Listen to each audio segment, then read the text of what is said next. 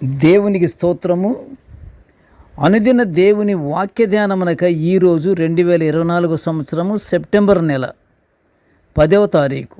ఈరోజు ధ్యాన వాక్యము పరిశుద్ధ గ్రంథము నుండి అపొస్తలుడైన పౌలు గారు ఎఫెసీయుల సంఘానికి రాసిన పత్రికలోని 5వ అధ్యాయము 15వ వచనాన్ని మనం ధ్యానించుకుందాము. ధ్యాన వాక్యాన్ని పరిశుద్ధ గ్రంథము నుండి చదువుకుందాం ఒక్కసారి.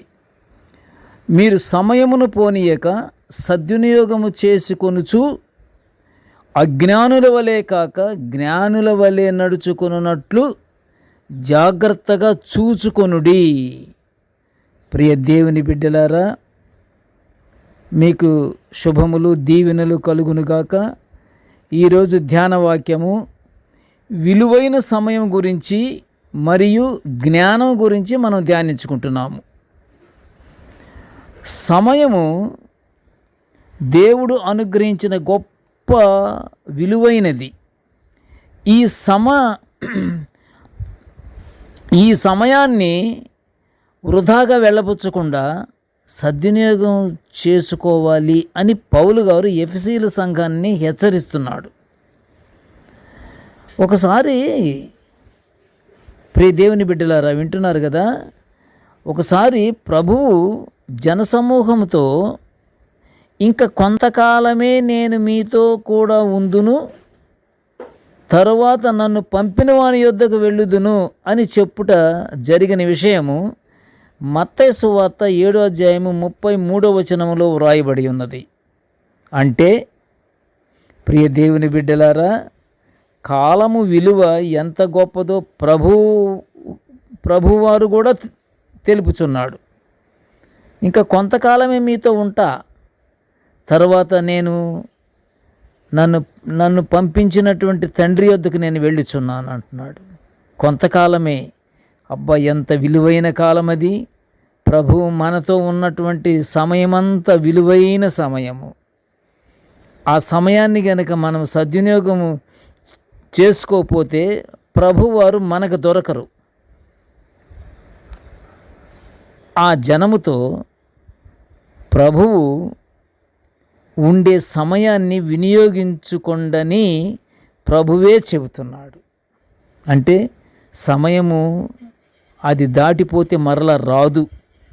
మరలా నేను మీకు కనిపించను, నేను తండ్రి వద్దకు వెళ్ళుచున్నాను, కనుక ఈ సమయాన్ని మీరు వినియోగించుకోండి అని ప్రభువారే చెప్తున్నారు. కొంతకాలము మాత్రమే ఉండి తర్వాత తండ్రి వద్దకు వెళ్తాను అని అంటున్నాడు ప్రభువారు. ప్రభువు మనతో ఉన్న సమయం, దాని విలువ తెలియబడుతుంది. ఉన్నంతసేపు ఆయన సమయాన్ని ఆయన మనతో ఉన్న సమయాన్ని మనం పోగొట్టుకోకూడదు. మనిషి చేసే పనిని బట్టి సమయం విలువ పెరుగుతూ ఉంటుంది. ఒక్కొక్కరికి 10 మంది భోజనం పెట్టే శక్తి కలిగి ఉంటారు, కానీ వానికి ఎవరు 10 మందికి భోజనం పెట్టే శక్తి గల మంతుడికి వానికి ప్రశాంతంగా భోజనం చేయడానికి 10 నిమిషాల సమయం కూడా ఉండదు. అదే మరి సమయం విలువ. సమయాన్ని పనికిరాని మాటలకు, వ్యర్థమైన ఆలోచనలకు ఉపయోగిస్తూ ఉంటాము.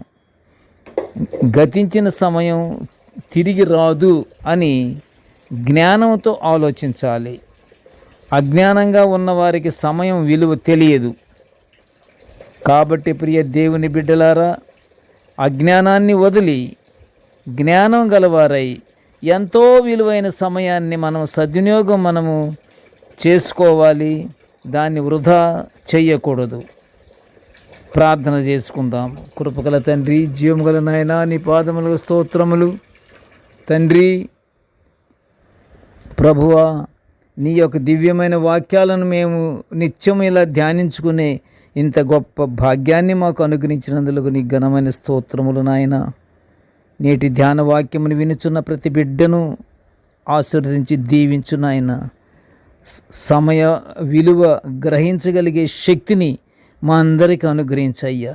ఇదిగో తండ్రి, మేము నాయన జీవముతో ఉన్నప్పుడు నాయన ఆ సమయాన్ని దేవా, నీకు పూర్తిగా వినియోగించుకొని అంత గొప్ప భాగ్యాన్ని మాకు అనుగ్రహించి మమ్మలను ఆశీర్వదించి దీవించమని తండ్రి ఈ మనవులన్నీ యేసయ్య పుణ్యనామమున వినయముగా వేడుకొంచుంటున్నాము తండ్రి.